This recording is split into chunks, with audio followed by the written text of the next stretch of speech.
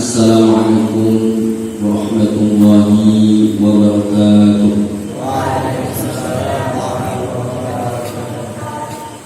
Alhamdulillah, wassalatu wassalamu ala rasulillah Sayyidina wa maulana Muhammad bin Abdillah wa ala alihi wa sahbihi wa wala wa la hawla wa la quwwata illa billah. Allahumma shalli ala sayyidina Muhammad alladzi mala'a qalbahu min jalalik wa 'aynahu min jamalik fa asbaha marihan masrura wa ayyadahu masrura wa 'ala alihi wa sahbihi wa sallam tasliman walhamdulillahi alamin. Allahumma a'inna ala dhikrika wa syukrika wa husni ibadatika amma ba'du.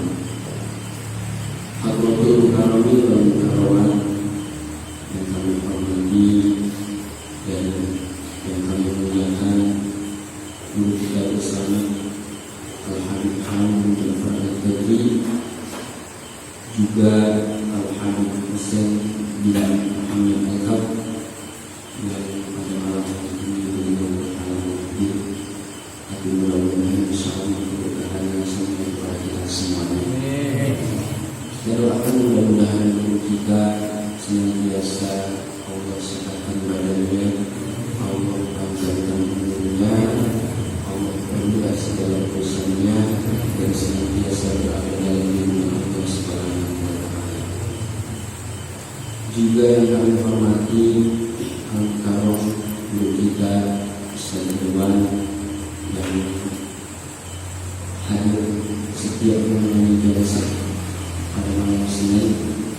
Mudah-mudahan kita doakan Allah memberikan keberkahan buat beliau, baik keberkahan urusan dunia maupun urusan akhiratnya.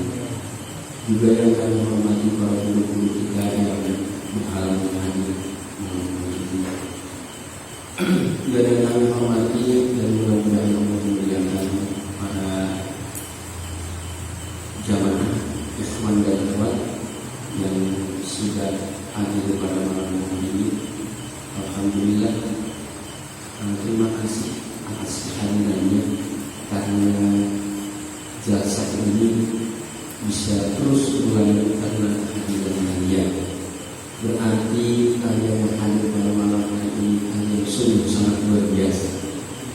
Mudah-mudahan selalu istiqomah, mudah-mudahan dapat ilmu bermanfaat, mudah-mudahan jadi lelaki yang saleh dan perempuan yang salehah. Amin. Puji dan syukur senantiasa kita panjatkan kepada Allah Subhanahu wa Ta'ala yang memberikan kita bermacam-macam kenikmatan, yang memberikan kita banyak kenikmatan sehingga kita patut bersyukur kepada Allah Subhanahu wa Ta'ala atas segala apa yang diberikan. Wajib tidak kita syukur kepada Allah? Wajib tidak kita syukur kepada Allah? Wajib, harus, karena Allah sudah memberikan kita nikmat. Ada nikmat yang kita minta, ada yang Allah berikan yang kita tidak minta, atau mintanya jarang-jarang. Mintanya jarang-jarang. Contohnya, antara nikmat sehat dengan nikmat punya duit dan duit banyak, mana yang sering kita minta, duit atau sehat? Jawab. Jawab. Duit atau sehat? Hah? Dua-duanya. Yang seringan kita minta, yang sering kita pinta, yang sering kita hayali, yang sering kita bayangin, duit atau sehat? Jujur banget. Bohong-bohong kita. Yang sering kita minta tuh mungkin, padahal yang duit ini kebutuhannya kadang-kadang, tapi sehat selalu kita butuhkan. Jadi seharusnya yang paling sering kita minta kepada Allah adalah sehat, bukan duit. Karena kita punya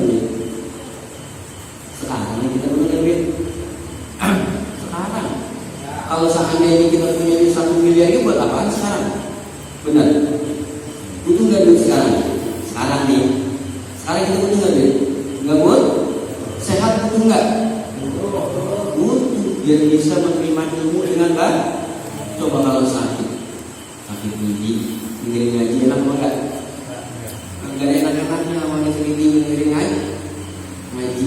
Cuma dulu Ustaz enak kayak tidak. Karena lagi sakit. Berarti yang paling kita butuhkan kesehatan duit. Sehat ya. Mudah-mudahan dulu kita selalu sehat. Mudah-mudahan bisa keluar dari rumah sakit sehat terus.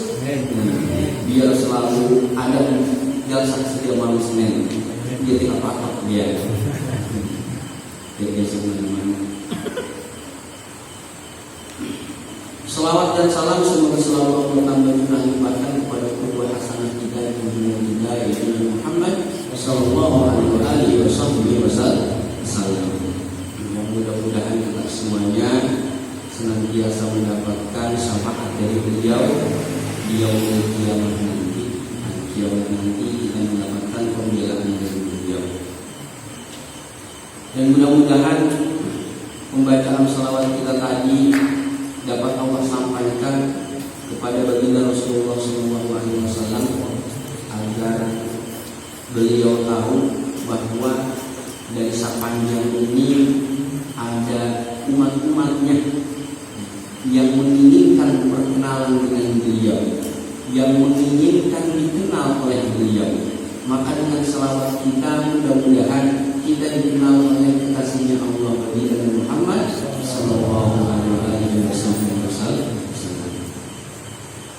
Jamaah yang dirahmati Allah Subhanahu wa taala, di sini saya akan membacakan kitab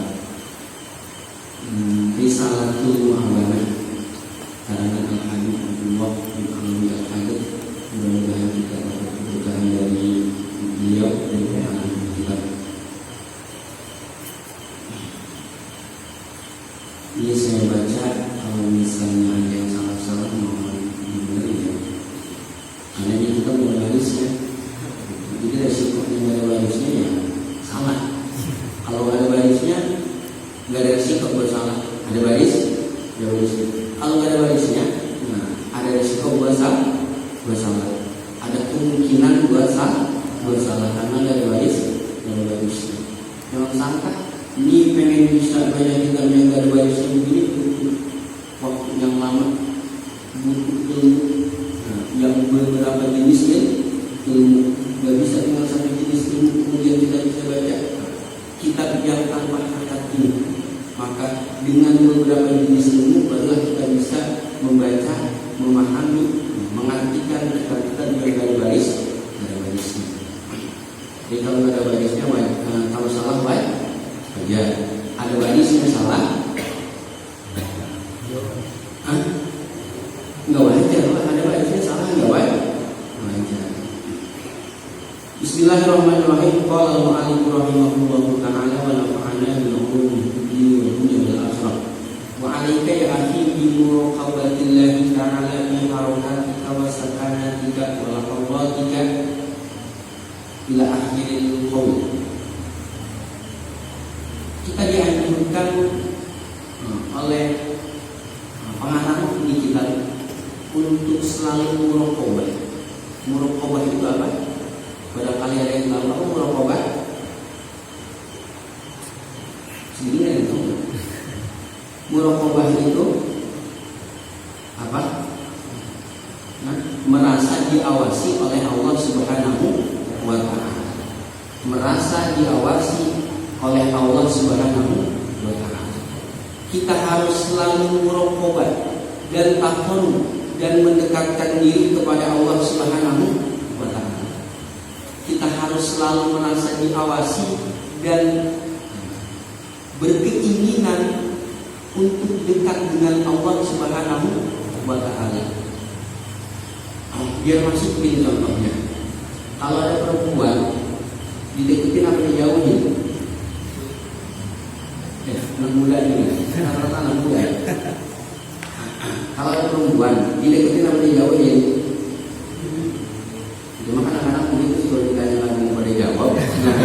Dia disuruh ngomong pada ngomong, dia disuruh ngomong pada ngomong. Kalau ada perempuan, nah ini. Kalau ada perempuan cakep, nah kira-kira dideketin apa dijauhin? Hah? Terus sama malam mana baik. Kalau sama Habib kalau itu baca ngejauh juga. Yang lain mah, udah ngaji ngobrol. Kalau ada perempuan cakep, nah kita deketin apa dijauhin? Enggak sini sama ini. Nah, rumah ada dewasa. Rumahnya udah dulu ya dong perempuan. Kalau ada perempuan cakep, kita deketin apa kita jauhin? Didekat? Deketin. Nah, didekat? Dideketin. Aku ibu ini pada didekat? Dideketin. Tapi yang udah halal. Kalau yang misalnya masih belum halal, jangan didekat. Nah, dia apa yang berarti? Dijauh, jauhi. Kalau misalnya di depan, udah halal deketin perempuan itu pun istrinya. Kalau antum halal nggak deketin perempuan? Antum yang masih remaja yang belum nikah halal nggak deketin perempuan? Boleh nggak deketin emaknya mah? Boleh nggak deketin emaknya? Boleh. Ini tinggal baik. Jadi kalau anak kecil aja udah paham berarti udah. Nah pasti yang gede lebih paham. Yang kecil aja udah paham. Kalau udah paham berarti kan juga kan ya. Udah paham kan? Berarti kita deketin. Kemudian contoh lagi, kalau ada orang baik mau kita baik. Kalau ada orang baik, kita jauhin apa kita deketin? Kita dekat? Kenapa kita deketin? Karena dia baik. Gitu. Apalagi Allah Subhanahu wa Ta'ala yang kebaikannya enggak ada hitungannya, enggak ada bandingannya. Nah, tanpa perlu kita minta Allah sudah baik, kebaikannya sudah kita rasakan. Berarti Allah lah yang paling harus kita dekati dibandingkan dengan yang lain-lain. Maka pada malam hari ini kita berusaha untuk mendekatkan diri kita kepada Allah Subhanahu wa Ta'ala melalui majlis maulid, melalui majlis zikir, melalui ilmu-ilmunya Allah Subhanahu wa Ta'ala. Kemudian ketika kita sebagai seorang manusia, maka ada kalanya kita rajin, ada kalanya kita malas. Benar? Banyakan rajinnya atau banyakan malasnya? Banyakan rajinnya atau malasnya? Artinya banyakan malasnya daripada rajinnya. Gitu. Banyakan malasnya. Gitu. Contohnya gampang banget. Sehari semalam 24 jam. Yang kewajiban yang buat kita, ibadah yang wajib buat kita cuma 5 waktu. Kalau kita kerjain 5 menit berarti cuma 25 menit ya.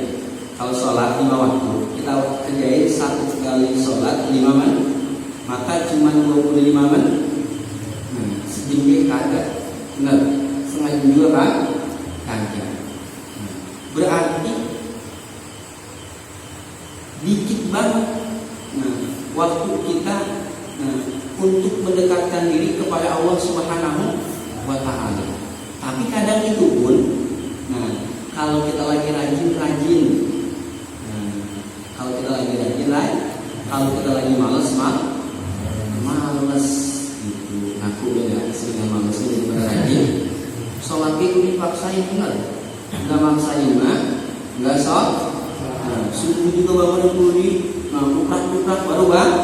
Kalau disuruh kuprak agak bang. Kadang-kadang sering subuh ke siang. Ada yang cepat jauh tuh. Pasti dia pelaku nih. Subuh ke siang. Jabar ke repot ya urusan. Terusnya asar di perjalanan, wajib kali dia. Maghrib capek. Habis kulit. Bisa tidur dan kamar sembahyang.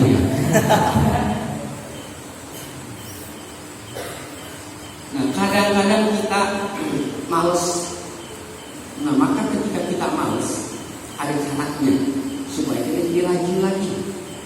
Kalau kita lagi males, ada caranya supaya kita jadi rajin. Wa man tara'aita min nafsi takasulan an ta'atihi aw mailan ila maksiatihi. Ketika kau lihat dirimu malas taat ke Allah Subhanahu wa taala dan condong kepada maksiat atau perbuatan-perbuatan dosa durhaka kepada Allah Subhanahu wa taala. Jadi diri ini malas ibadah, maunya berbuat dosa, maunya maksiat, maka ada caranya. Mana caranya? Kalau nggak salah ada 4 cara.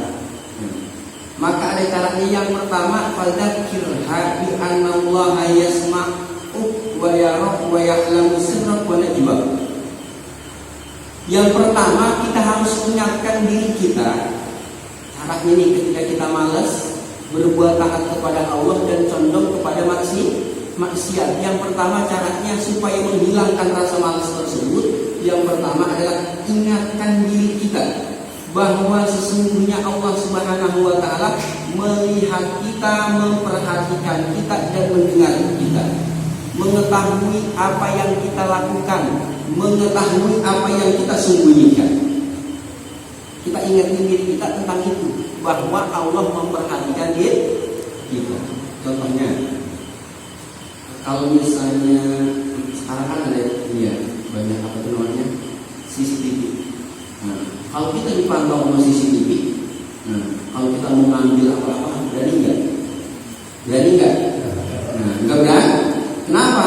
Karena kita dipantau sama CCTV, sama CCTV aja kita takut. Nah, masa mau kita nggak takut. CCTV kalau seandainya di kantor, misalnya di mana, paling cuma kita dikasih sanksi atau yang lain-lainnya. Tapi kalau seandainya Allah Subhanahu wa taala, ketika kita melakukan durhaka kepada Allah Subhanahu wa taala, maka yang Allah akan lakukan adalah menyiksa orang yang melakukan perbuatan durhaka kepada Allah Subhanahu wa taala. Itu langkah yang pertama. Kemudian kalau ini nggak ada pengaruhnya, berarti harus sadar diri dia bahwa Allah memperhatikan dia. Baik tetap, ama ngaji malas, ama sholat malas, resepnya nongkrong misalnya, resepnya mainin HP, resepnya main permainan di dalam HP, apa itu ML, Mobile Legends, resepnya mainin gituan. Sadar dia tahu bahwa Allah memperhatikan dia, tapi nggak pengaruh. Nggak ada ngaruhnya, tetap aja males-males juga. Kita sadar kan ya bahwa Allah memperhatikan kita, Allah tahu apa yang kita lakukan, tapi males, tetap aja males ibadah kepada Allah Subhanahu wa taala. Kenapa? Karena sedikitnya pengenalan kita kepada Allah Subhanahu wa taala. Maka ada langkah yang kedua. Fadkur laha makanan malakaini al-karimaini alladaini yaktubanil hasanati wasayyi'at. Maka langkah yang kedua, cara yang kedua, kalau cara yang pertama nggak mampu, cara yang kedua adalah engkau ingatkan dirimu bahwa ada 2 malaikat, yaitu malaikat yang sebelah kanan dan sebelah kiri yang mencatatkan kebaikan dan keburukan. Siapa namanya? Malaikat siapa namanya? Malaikat Raqib dan Atid. Di sini ada malaikat. Oke, di sini ada malaikat. Ini ada malaikat nih. Nah, di sana yang kedua enggak lihat ataunya? Enggak lihat. Allah kalau kelihatan, Masya Allah.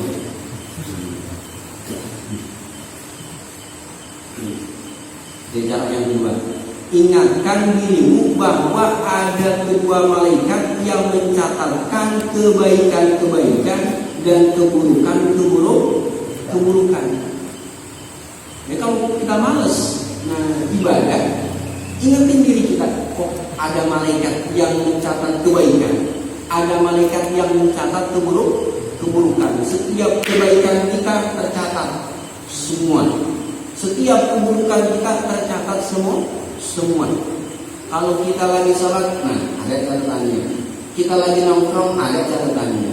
Kita lagi WA-WA-an, ada catatannya. Kita lagi main permainan, ada catatan semuanya. Semuanya ada catatan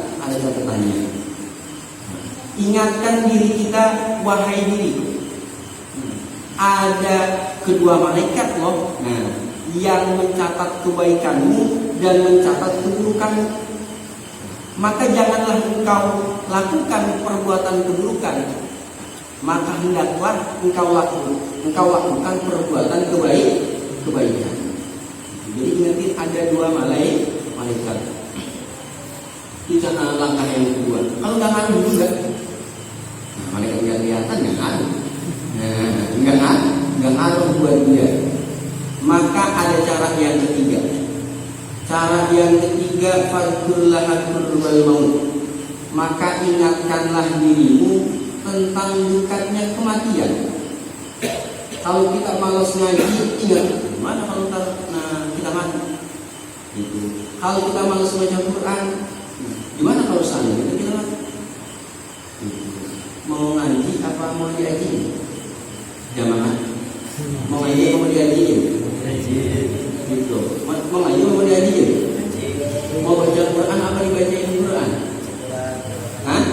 Benar ya, mau baca Quran ya? Berapa itu sehari? Alhamdulillah kan. Fatihah 5 kali. Sama surat Qul 5 kali. Nah, pastinya, yang ketiga ini adalah ingatkan dirimu tentang dekatnya kematian. Tuh, jadi kalau kita malas sembahyang, malas ngaji, waduh, gimana kalau seandainya kita mati saat ini? Gitu. Gimana kalau seandainya kita mati? Nah, dalam keadaan lalai lengah kepada Allah Subhanahu wa Ta'ala. Wa innahu aqrabul ghaib. Yang tadi, sesungguhnya kematian itu adalah paling dekat-dekatnya perkara gaib, sesuatu yang gaib yang kita tunggu, yang akan kita jumpai. Jadi sesuatu yang gaib, yang paling dekat dengan kita adalah kematian. Kematian kita juga udah tahu, tidak memandang, tidak memandang yang tua dan yang muda, benar. Yang tua, yang muda tidak bisa mati. Contohnya buah paya. Tahu kan buah paya ya? Tahu lah namanya buah paya. Buah apa? Kalau udah matang diambil nggak? Diambil. Kalau emak-emak punya air asam, ambil yang tua apa yang muda? Yang tua apa yang muda? Yang muda. Kamu mesti punya air asam yang udah matang, benar? Bukan sayur asam dari sayur paya.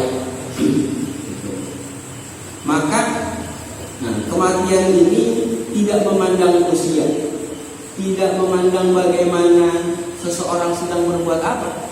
Kita lagi ibadah bisa kita mati, kita lagi enggak ibadah, lagi lalai kepada Allah Subhanahu wa Ta'ala, itu pun bisa kita mati.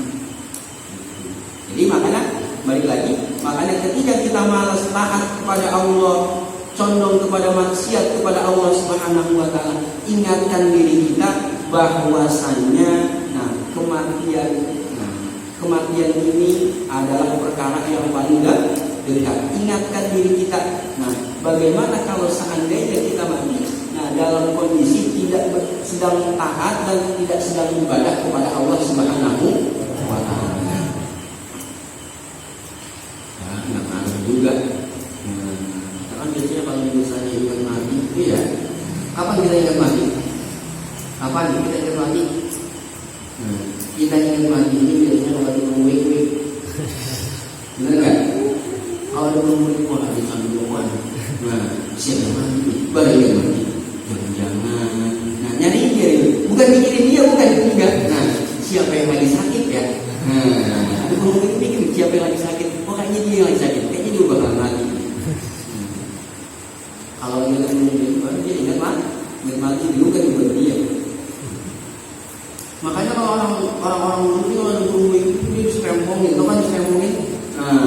Diusir, biar jangan dekat-dekat rumahnya karena takut. Itu burung mimpi, ngambil dia. Masih tanda buat dia.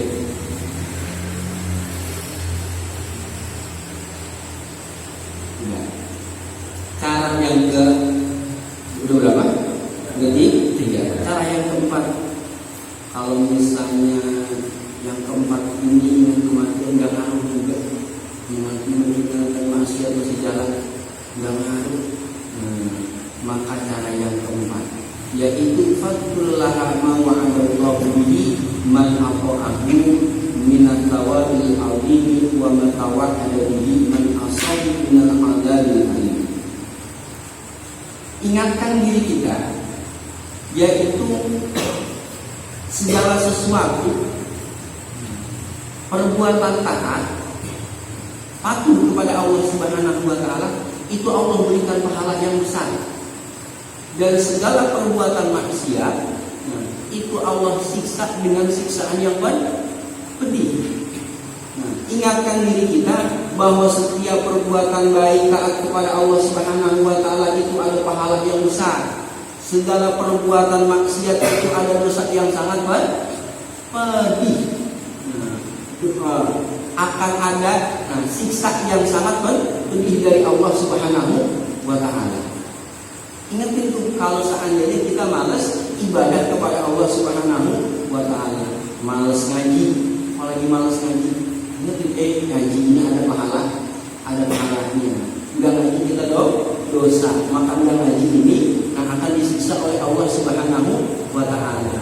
Kalau lagi malas sholat, ingatin bahwa sholat ini ada pahala yang besar dari Allah. Ketika misalnya kita enggak sholat, maka ada siksa dari Allah yang sangat pedih. Ingatin di situ.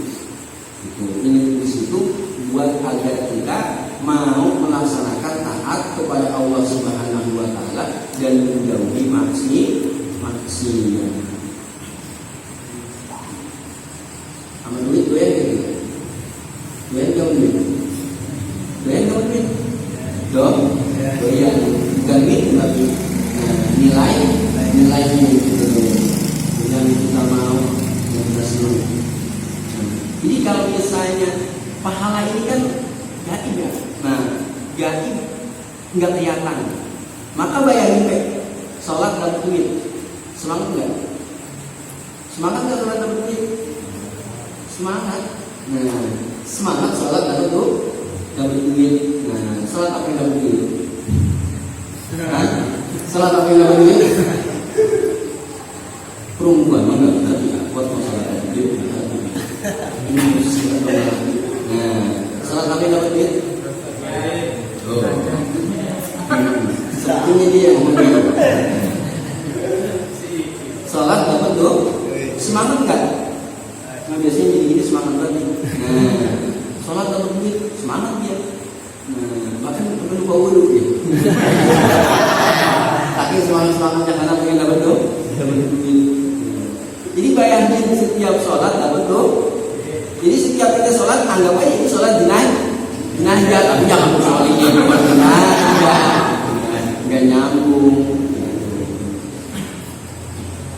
Setiap misalnya, perbuatan dosa, ada siksanya dari Allah Subhanahu wa taala.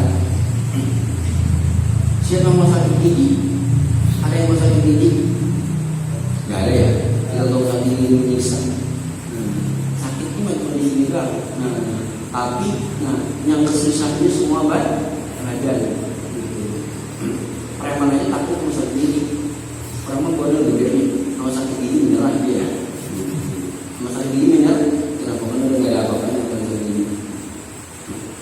Makanya kalau ada panggilnya kita ngomong preman aja takut. Meninggal dia belum kita doain belum sakit gigi. Dia sakit gigi berkurasa. Sakit.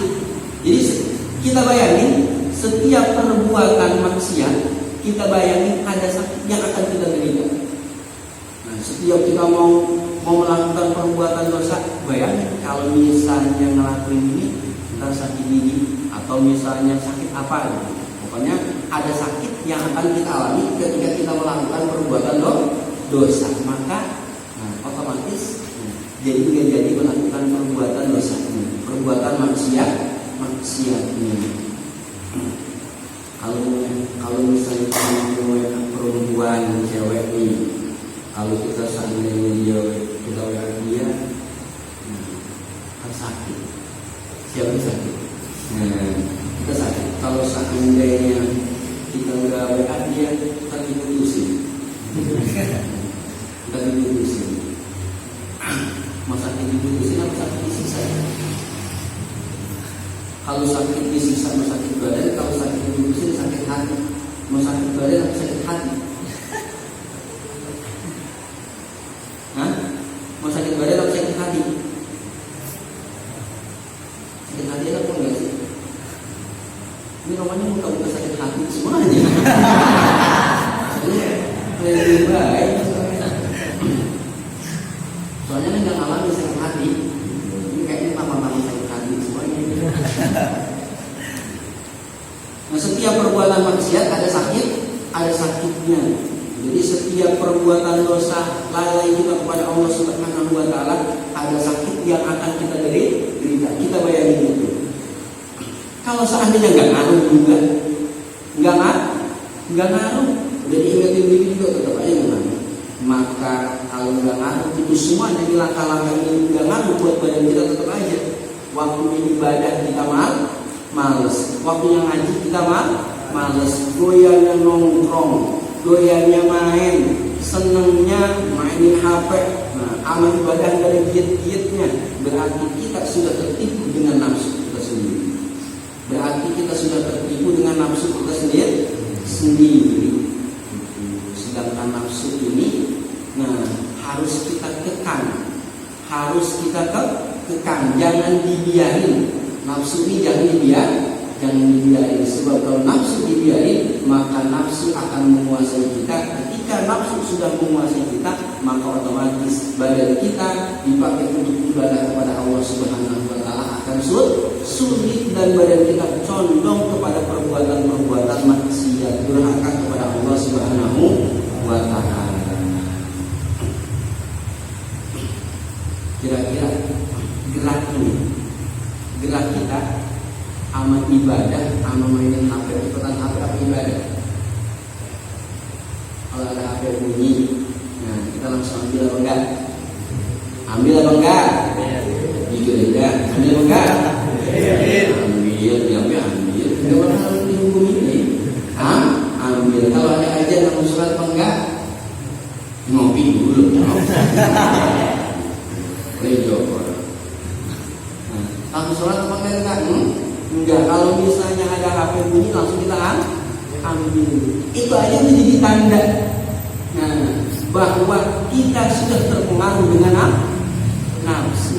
Bahwa diri kita sudah sebagian dikuasai oleh nafsu kita.